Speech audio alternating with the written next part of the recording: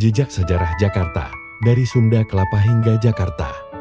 Jakarta, ibu kota Indonesia yang megah dan modern, memiliki jejak sejarah yang panjang dan kaya.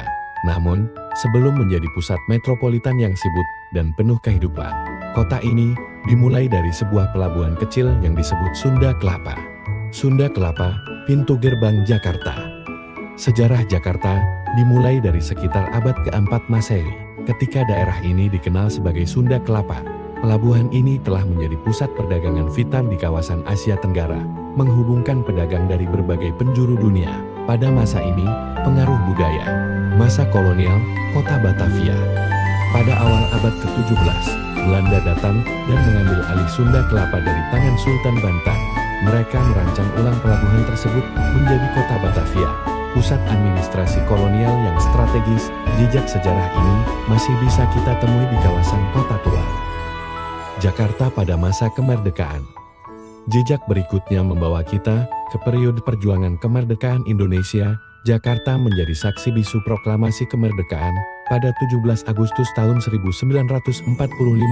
Pusat kekuasaan pun beralih dan Jakarta menjadi ibu kota negara yang baru merdeka, ibu kota negara yang berkembang. Sejak saat itu, Jakarta terus berkembang dan bertransformasi. Pembangunan infrastruktur modern, seperti jalan tol, gedung pencakar langit, dan transportasi umum, menjadi bagian dari perkembangan kota ini. Warisan budaya dan perubahan kota. Museum-museum di Jakarta menyimpan harta karun warisan budaya, sementara monumen dan situs bersejarah mengingatkan kita pada perjalanan panjang kota ini. Jakarta, pusat budaya dan ekonomi. Kini, Jakarta bukan hanya pusat pemerintahan, tetapi juga pusat budaya dan ekonomi. Kehidupan malam yang berwarna, festival budaya, dan keberagaman kuliner menjadi bagian tak terpisahkan dari citra Jakarta yang hidup.